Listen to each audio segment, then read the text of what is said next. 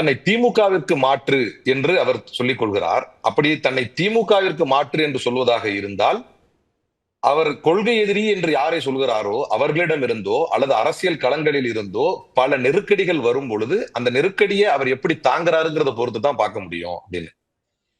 இன்னைக்கு அதுல ஒரு மிக முக்கியமான சம்பவம் தான் இந்த கரூருடைய துயர சம்பவம். இந்த துயர சம்பவம் நடக்கிறது, நடந்து கொண்டு இருக்கும் பொழுதும் இவர் பேசவில்லை. நடந்து முடிந்து ஏர்போர்ட்ல இவர்கிட்ட மைக்க தூக்கிட்டு போறாங்க, மக்கள் என்னன்னு கேட்கிறாங்க, அப்போதும் இவர் பேசவில்லை. கிட்டத்தட்ட 10 நாள் வரைக்கும் பேசவில்லை. இன்றைக்கு தீர்ப்பு வந்த பிறகும் பேசவில்லை. அவர் பேசினது வெறும் இது கான்ஸ்பிரசி தியரி அப்படின்னு திமுக மேல குற்றம் சுமத்தினார், அவ்வளவுதான். இப்ப இது எதுக்குமே அவர் பேசல. இப்படி பேசாததுடைய விளைவு பாரதிய ஜனதா கட்சியையும் இதுல குறை சொல்ற மாதிரி இல்ல, இபிஎஸ்சியும் இதுல குறை சொல்ற மாதிரி இல்ல. நியாயமா இதை யாரை குறை சொல்ல வேண்டும் என்று சொன்னால், தன்னுடைய கொள்கை எதிரி என்று யாரை சொன்னாரோ அந்த கொள்கை எதிரி அவரோடு கூட்டணி வைத்திருக்கக்கூடிய இன்னொரு கட்சி, அதாவது அதிமுக. அவர் தெளிவாவே சொல்லிட்டார், புள்ளையார் சொல்லி போட்டாச்சு அப்படின்னு. அப்ப இவர்கள் விஜயை உள்வாங்க நினைக்கும் பொழுது இப்போதாவது அவர் பேசணுமா இல்லையா? இப்ப பிரச்சனை என்னன்னா, நெருக்கடி அவருக்கு தான் அப்படின்னு நான் சொல்லுவேன். ஏன்னா அவர் தன்னை பெரியாரின் கொள்கை வழியில் நின்று நடக்கக்கூடியவர் என்று சொல்லிக் கொள்கிறார்.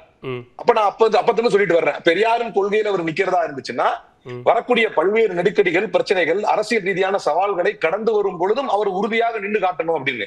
இன்னைக்கு இந்த பிரச்சனை வந்துருச்சு. இந்த துயர சம்பவம் வந்ததற்கு பின்னால் அதை எவ்வளவு லாபகமாக தனக்கு அரசியல் ஆதாயத்திற்காக அதிமுக பயன்படுத்துகிறது. ஏன்னா இப்ப உதாரணத்துக்கு கட்சி கொடி அந்த வீசினாங்க அப்படின்னு தெரிஞ்சது, உடனடியாக இது யார் பேசியிருக்க வேண்டும்? இல்ல அப்படி அந்த கட்சி கொடியை கொண்டு போனவங்க எல்லாம் எங்க ஆளுங்க கிடையாது அப்படின்னு ஒரு அறிக்கை பத்தாது.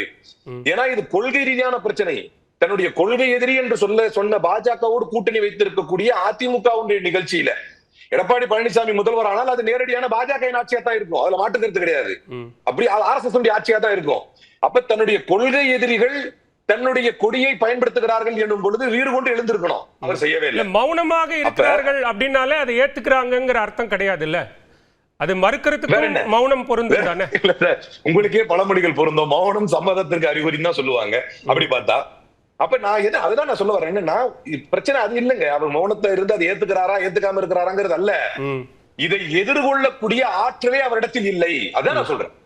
இதை எதிர்கொள்ளக்கூடிய ஆற்றல், இப்படி ஒரு இஷ்யூ வந்துச்சு, அப்படி எதிர்கொள்ளக்கூடியவருக்கு இந்த ஆற்றல் இல்ல என்பதை தெரிந்து கொண்ட பாஜக, என்பதை தெரிந்து கொண்ட அதிமுக ஒரு நரேட்டிவ் செட் பண்றாங்க.